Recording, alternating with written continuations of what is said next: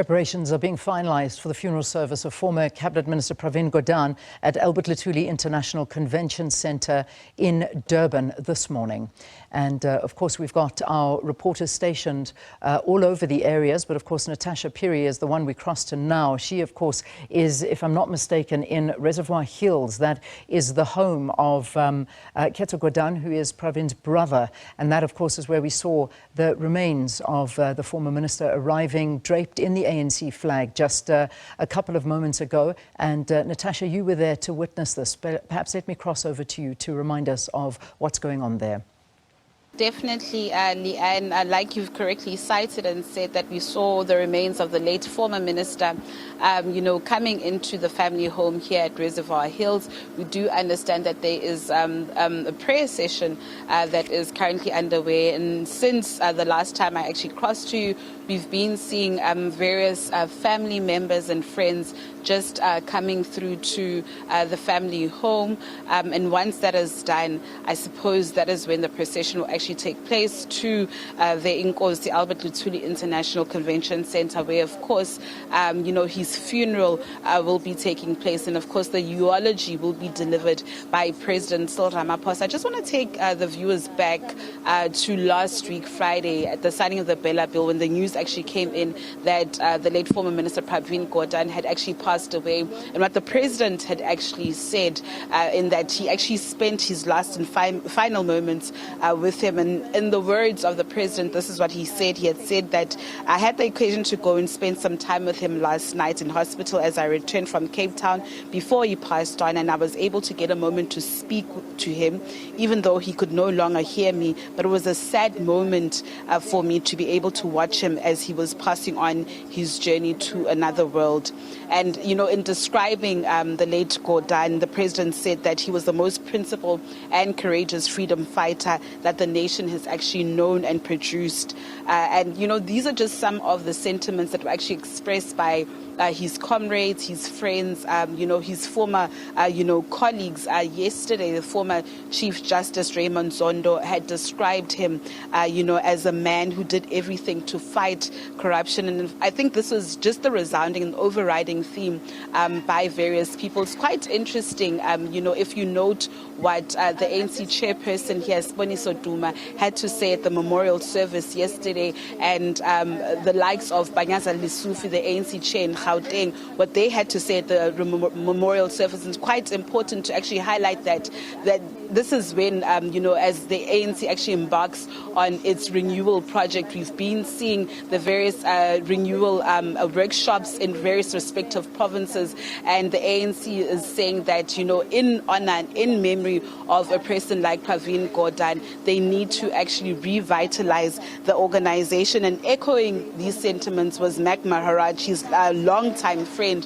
who had said yesterday at his memorial that those who fail to correct themselves have no place in the revitalized ANC. And this is the ANC is trying to, gain the confidence of the electorate. Remember, they actually dipped below, 50% at the polls, getting 40% actually, Leanne. So the resounding message and call to other ANC members is that in remembrance of Pravin Gordhan, there needs to be renewal within the ANC. But let me just toss to my colleague, Bongiwe Zwani, who is at the Inkosi Luthuli Convention Centre. Bongiwe. A very good morning to you, Leanne, and to our viewers as well. If you hear quite a bit of noise in the background, please pardon us. We are, in fact, broadcasting from the basement of the Durban ICC, and that's because there's a bomb sweep that is being conducted just upstairs where we were broadcasting from. A whole lot of guests have been moved to this particular point, and this, of course, as the time gets closer there for the funeral program, the service to get underway here at the Durban ICC. But among those who are in attendance here is the president of the Veterans League, Snuki Zikalala, who is joining us live right now. Good morning to you, sir, and thank you so much for your time. Let's just start with your reflections on such a day. You're bidding farewell to somebody you would have worked with very closely in the African National Congress as well. It's been, of course, a week of, reflecting on his life through various memorial services and conversations as well. It's now the final lap. Let's talk about your reflections. Yeah, well, I think we are here as veterans. We came in numbers to come and celebrate the life of Comrade Pravin Gordhan.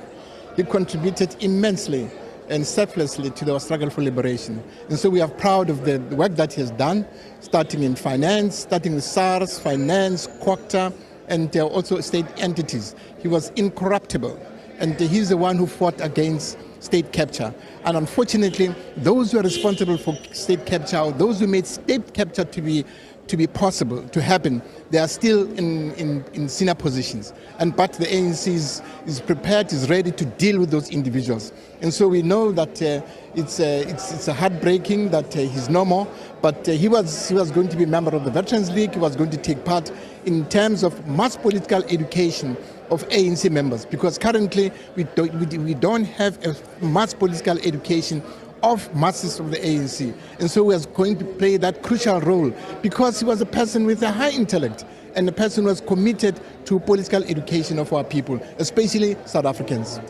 But you talk about state capture, and you say that the party is now ready to deal with those who are implicated. But you did face criticism this week as well from the Ahmed Kathrada Foundation, for example, saying that it is a betrayal of his memory as well, because some of those who are implicated are not being dealt with speedily. In fact, it has taken some time.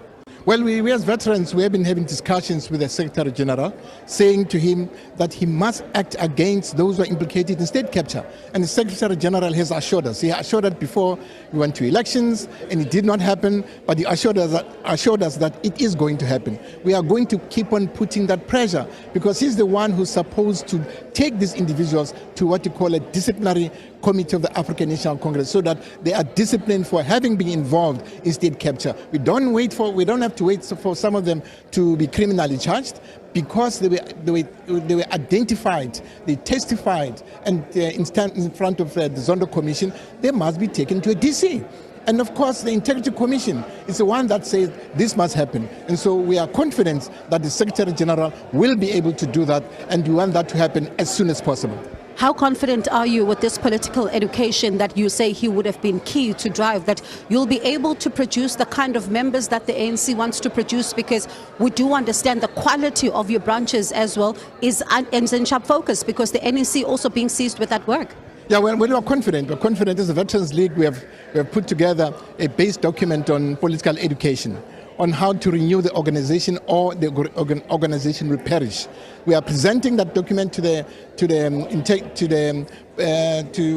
presenting that document together to senior members of the ANC.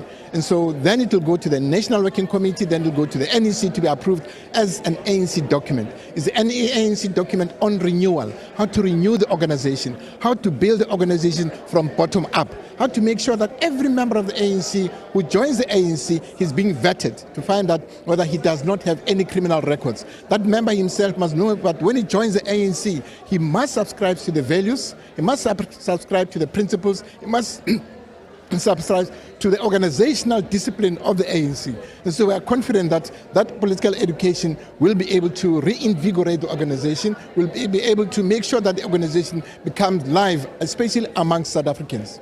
As a final question then, you've heard of, the mixed reaction to his passing, the mixed legacy that some even talk about, and the criticism. Of course, one thinks about the fact that in Parliament, for example, the SAA Dakato deal also coming into sharp focus, and parliamentarians at some point voicing their unhappiness at the fact that the sale of agreement document, for example, was not even being presented by him, and answering some critical questions. Let's talk about some of this criticism that he's had to face as a leader when it comes to his legacy. Well, what is important with our society, there's openness. What is important with society, they take every leader to task. And what is important with Parliament itself, immediately if there's something that is wrong, that's their job to scrutinize it. And so, of course, it was right for them to do so. And I'm saying that I'm sure it was an error of judgment on his side, really. But he was prepared to make sure that the Dakato deal is clean. That's why we as veterans we had a discussion with him. We said to him, why do you give Takatso deal 51% and state 49%? And then he said, no, I understand. And he changed the terms of reference so that the state must own 51% instead of Takatso. Because we said to him, Takatso is not bringing in money. And so he was an open person, an honest person. He was very honest and was incorruptible. And so we are proud of him because with us as veterans, he listened to us when he talked to him. He was very humble. And so we have not seen anything that he has done wrong. Maybe it was just an error of judgment. Every individual does that. And so we are saying that the public must not judge him harshly. Thank you so much, Mr. Zikalala, for your time. That was Snuki Zikalala there, the president of the Veterans League. Now, Leanne, of course, the sweep still continues. It does look like at some point we may be allowed to go back inside. There are, of course, some dignitaries who are waiting then to be part of this, official funeral, the special official funeral, Category 2, to honor the late former Minister of Public Enterprises, former Minister of Finance, someone who is lauded for the role that he played to build up the institution that has become the South African Revenue Service. And there is Edward Kisweta as well, who is among those who are with us here at the Durban ICC. So certainly quite a lot, that is still going to unfold as far as the program is concerned, Leanne. And really, some of those who are sharing their reflections, talking about this mixed legacy, saying that, he did what he needed to do, but at some point it was for the benefit of South Africa. And we will talk about this contested legacy as well as we continue to reflect on his life with various guests here. It's back to you for now. All right, Bongiwe, thanks very much for that, giving us just some on-the-ground updates. And what we are hearing is at least that bomb sweep has now been finished. So we'll see the team moving back up inside and we can get more from there. And here, of course, we'll continue some analysis. And, when you read some of the comments that are coming through, many are also questioning the integrity of the former minister. And that's normal, as you hear. When you're in politics, these are the kind of things that you have to deal with. But we're going to respond to a couple of those and perhaps get a little bit of opinions. We've still got Sophie Mukwena here in studio with us, and we'll continue talking to her after this break.